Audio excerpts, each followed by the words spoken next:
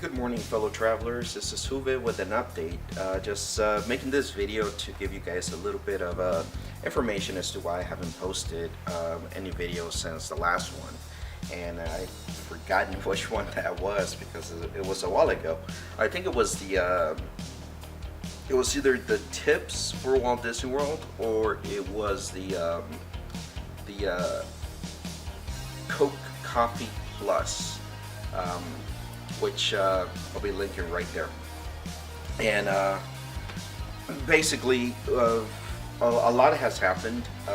As I think I mentioned in previous videos, that I have to apologize.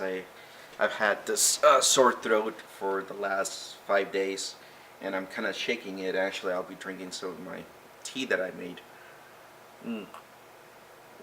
That feels good. So basically, back in June of last year, I was laid off from work, and as a lot of you know, those who followed me from my previous projects onto this channel, you know that I worked in visual effects. I'm a visual effects artist, and the industry in that area is very unstable because you go periods of time employed and then periods of time unemployed, and I think this is the longest that I've gone unemployed in the field. And it got to the point where my unemployment insurance was about to run out, and I had to start applying for non-visual effect jobs. And eventually, I ended up landing a job at my previous employer at the Disneyland Resort. Kind of funny too, because back in September, I squeezed in a trip to Walt Disney World. While I was there, I got caught by Hurricane Irma. I had a couple of gigs lined up, and when I came back, basically those things fell through. Very typical of the visual effects industry. So I tried making a video about this yesterday, but I kind of went on rambling about other things, and it ended up being just a little too long. So I'm re-recording this. I want to kind of summarize. So basically, working at the Disneyland Resort obviously meant taking a pay cut. Not making as much as I did as visual effects, and I kind of equated that into the whole thing and said, well, you know, I can adjust my my living situation in order to compensate for that. The only problem is that now I'm not getting the hours that I need. I'm not getting a full 40 hour work week.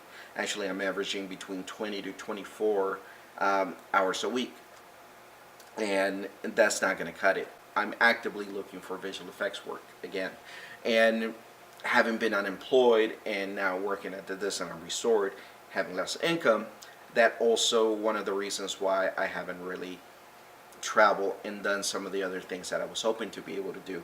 Having a visual effects job, as much as I work, it's not a walk in the park. So some people out there know that it's not a 9 to 5 type job. Some places are from times, and for me sometimes was a 9 to 5, but most of the time you work at least 10-hour days, usually 12-hour days, and sometimes you work 7 days a week. So you might go a month without a day off. But at the end of the project, you usually have, as you gear up for the next project, if you don't go right into it, we do have like buffer times that actually allowed me to actually be able to travel, to actually have time to relax, to be able to do other things. So I'm at that point where it's like, you know, I gotta get back on the wagon. I gotta start looking for visual effects work again. So a big shout out there to Tokyo Lens, the YouTube channel. If you haven't checked it out, I'm gonna link it underneath so that you guys go and check it out. As a lot of you know, that I love going to Japan. It's one of my favorite destinations. I try to go once a year. It just the culture, the locations, everything. It's just a place for me to relax, to center my thoughts. It's just wonderful people. I got friends there, and I like visiting them and spending time with them. And it's just overall a place that really calls out to me. And I try to make it there once a year. The other thing, I'm gonna start trying this out, this editor. I know Rachel and June. I will also link down there for you guys if you want to see other vloggers, video bloggers from Japan, and they mentioned that this is what they use for their editing. Going back to Tokyo Lens, one of their blogs, one of his blogs that he was talking about, he mentioned a book. He mentioned he met with the author of this book right here, and I just want to, if you're ever thinking about going to Japan, I highly recommend this book. It's been a big help for my last two trips. I was able to get a lot of good information. Actually, I almost lost this book. I almost didn't get it back. I was planning on going to Japan with a former friend, and then that friendship kind of whatever. And then I had lent them this book along with another one. When I first got it, they just wanted to browse through it and start planning for the trip. And then it's like, it's kind of like when you stop talking to someone and all of a sudden you remember, oh my God, they have all this stuff of mine. And yeah, it took me several emails to ask for this and the other book back, but finally I got it, and I'm kind of glad I did. I'm hoping to be able to meet the author. He lives in Japan, actually, in Tokyo, and I made a comment on Tokyo Lens, and the author replied to my comment because I mentioned that I have the book, and he replied to my comment. So I was pretty stoked about that. That was pretty cool. And I don't know if you can tell my voice is terrible still. So hopefully I'll be better for work. I've been calling out the last 3 days of work, and I basically ran out of call outs at this point. Today was the last time I could call in and not inquire any additional points. So I gotta go to work tomorrow, so I'm hoping my voice will be better by then.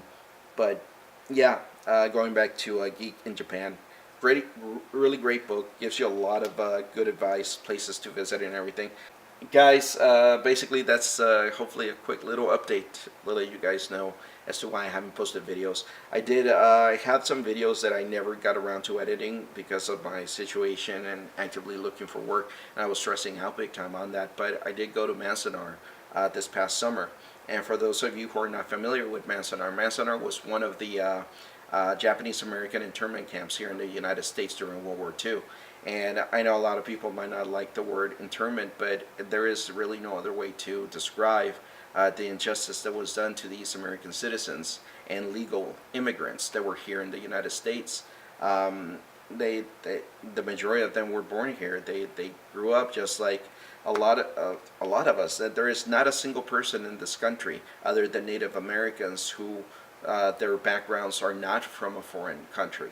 And for me, it was just appalling that during World War II they incarcerated Japanese American U.S. citizens because of their background, because we were in war with them, but yet they didn't incarcerate German Americans or Italian Americans when Italy was part of the Axis powers.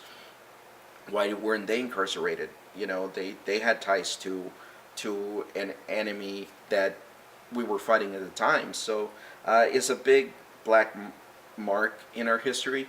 And going there and looking at the place and reading the stories of the people that endure that hardship, it really brings into perspective the human spirit, how in spite of such a hardship, they rose above it, and after the internment camps closed, facing so much prejudice, a lot of those people were still able to push through and achieve, and some reclaimed their lives, some weren't able to.